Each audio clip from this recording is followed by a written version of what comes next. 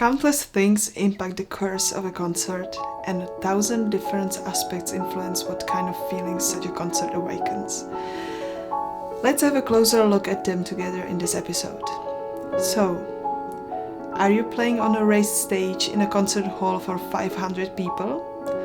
Or are you playing in a smaller room for 25 guests who are sitting so close you can see them smiling?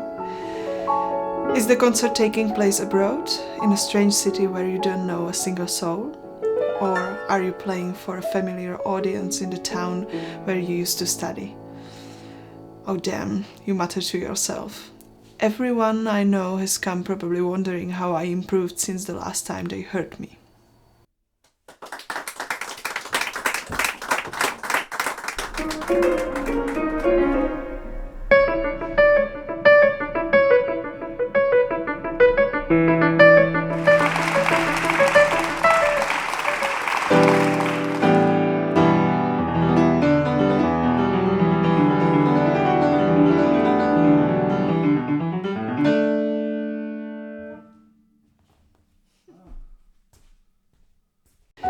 Another one.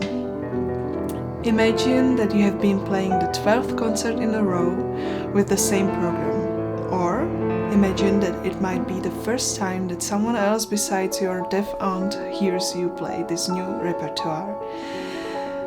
What else? Let's see. Have you slept well? Are you warm and comfortable? Do you have icy fingers? Has the crew tuned up your piano? And what about the lunch you ate against your better judgment? You get me, don't you? I could go on like this forever. My goal today, however, isn't to bore you to death, but to tell you how to survive concerts without going crazy when the time comes. First advice, play. As soon as you get in the stage of the first certainty, when you feel a bit of confidence, start playing the whole piece, and not only to yourself, but whom, you might ask. Who can I play to at this stage when I'd rather no one would hear me at all? It's simpler than you might think. You only need one human listener, yourself. Go on. Turn on your recorder, trust me, it listens to you better than you'd think. It's your harshest critic.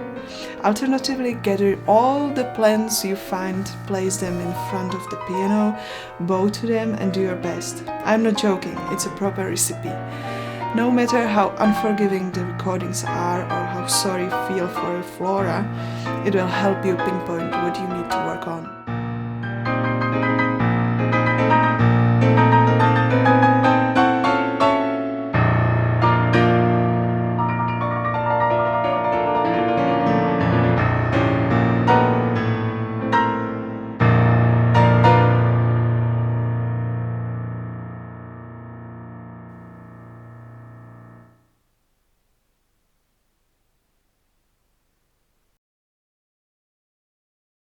So, how should you listen to your own recordings? The gap between your impression when fully immersed in interpretation and what you hear afterwards from the tape is often hilarious.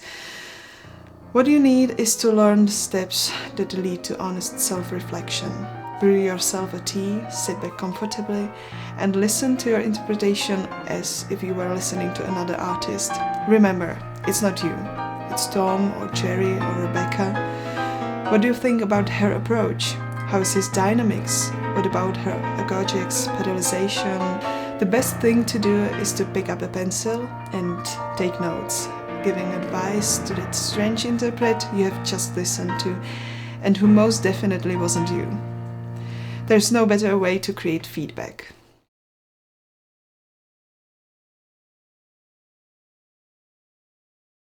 Two heads are better than one, and 4 ears are better than 2.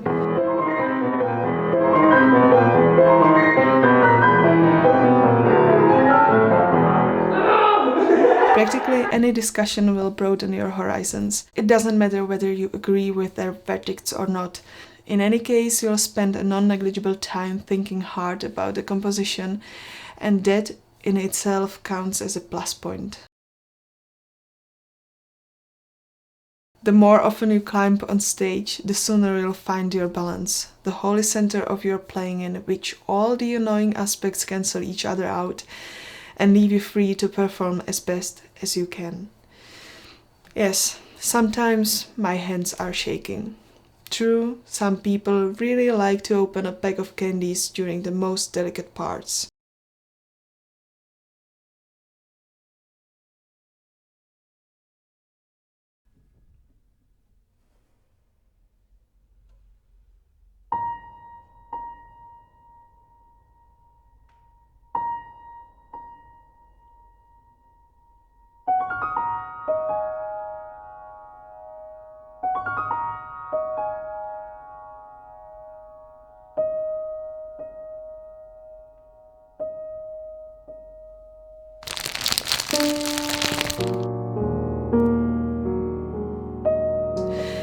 It's hard not to notice. What you can do is take all this for granted. Think of it as an integral part of your surrounding, like a garden around your house. You wouldn't get pissed at birds tweeting outside your window because the noise they are making is a natural part of it. It's not easy by any means. I thought the obsession to fully control my environment myself. For instance, there was a time when I was determined to get rid of the last little speck of dust on my keyboard. It had happened to me a few times in a row that I noticed a tiny particle on one of my keys while playing, and I totally lost my countenance. Imagine, such a small outer element could have thrown me out.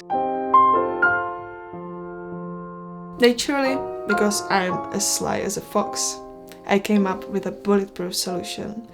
From now on, I will make 100% sure that keyboard is clean before every performance. Done, problem solved. Except it wasn't. It obviously happened again, and what did I do? I blamed the speck for my spoiled performance and for my blackouts. Oh yes, I went all the way and rationalized the heck out of it. It's crystal clear, I didn't play as well as I could due to the cramp that threw me off. One day I stopped halfway through a piece during a class with my professor. I told him, "Let me start again, there is a mess on the keyboard and it always knocks me sideways." I will never forget his answer. He said, "Nikol, go to hell with your mess and just play." Two things came to mind at that moment. Primarily, I felt instantly ashamed that I let something so trivial to annoy me. At the same time, I felt a wave of relief. Oh yes, I was saved. All the specks and crumbles can go to hell. Forget about ideal concerts, something will annoy you, it's probable. Every day is different. Each space has its shortcomings. No audience is ever the same. It's up to the interpreters to build their reassuring walkways lined with little beacons that guide them. Because if you want to transmit the best that is in you, you must light up yourself first. Only then you might end up sparking interest in the audience.